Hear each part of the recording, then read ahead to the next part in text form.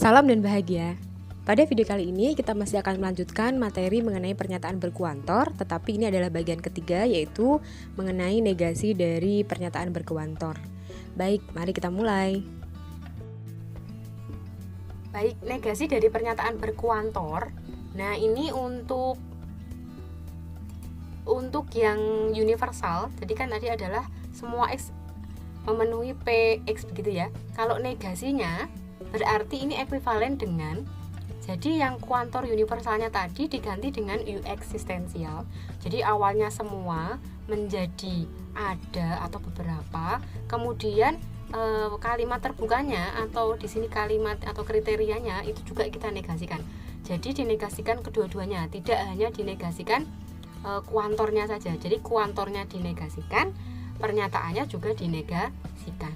Ini pun juga sama, baik eksistensial maupun universal sama. Kebalikannya ya, kalau universal kebalikannya eksistensial, berarti eksistensial ini kebalikannya adalah universal.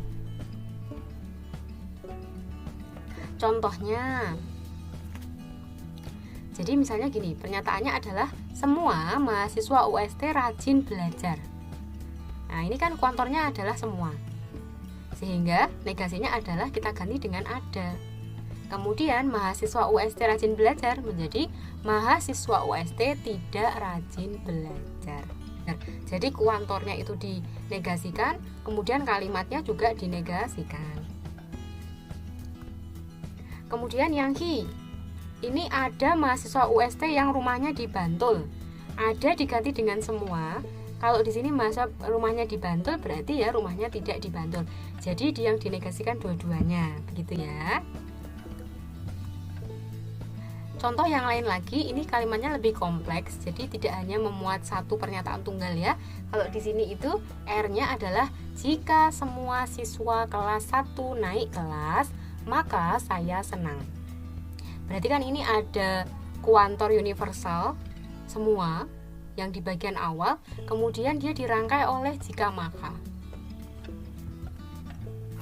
Nah, berarti ini kan implikasi. Jadi kalau kita diminta untuk mencari negasinya, berarti nanti mengikuti pola ini. Negasi dari implikasi jika P maka H akan ekuivalen dengan P dan negasi H.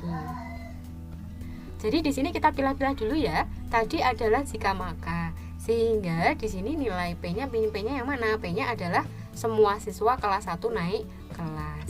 Kemudian H-nya yang mana? H-nya adalah saya senang. H-nya adalah saya senang. Sehingga nanti negasi dari pernyataan semuanya ini adalah polanya P dan negasi H. P-nya kan P ini kan ini semua berhingga negasi, sehingga negasinya mengikuti pola ini tadi. Jadi negasinya adalah P, kita tulis sama persis, semua siswa kelas 1 naik kelas. Kita tidak perlu mengganti dengan ada ya, karena di sini yang diminta adalah P-nya. Jadi semua siswa kelas 1 naik kelas. Dan nah ini, saya senang, tadi awalnya H menjadi negasi H, berarti awalnya saya senang menjadi saya tidak senang. Ini adalah negasinya. Gitu. Nah, atau kita juga bisa katakan seperti ini kadang, semua siswa kelas 1 naik kelas, tetapi saya tidak senang. Jadi ini adalah negasi, wong semuanya naik kelas kok saya tidak senang. Yang benar adalah semua siswa kelas 1 naik kelas, maka saya senang. Berarti negasinya mereka naik kelas tapi saya tidak senang. Jadi begitu ya kira-kira ya teman-teman. Mudah ya. Baik, ini untuk soal-soal di negasinya, silahkan nanti untuk coba dikerjakan. Yang pertama ini soal nomor 1 ya. Ini tolong nanti kalian tentukan negasi dari masing-masing pernyataannya dulu. Jadi tentukan dulu negasinya. Nanti kalau sudah, teman-teman baru menentukan nilai kebenaran dari negasinya. Bukan nilai kebenaran dari pernyataan ini, bukan, tapi nilai kebenaran dari hasil negasinya. Ini kalau tanda ini, nah yang ini adalah artinya adalah nilai mutlak X gitu ya. Jadi kalau misalnya nilai negatif X ini kita keluarkan, ya hasilnya pasti akan selalu bernilai positif.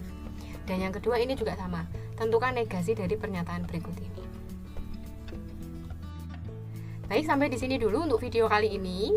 Semoga videonya bermanfaat. Sampai jumpa pada video berikutnya. Selamat belajar. Salam.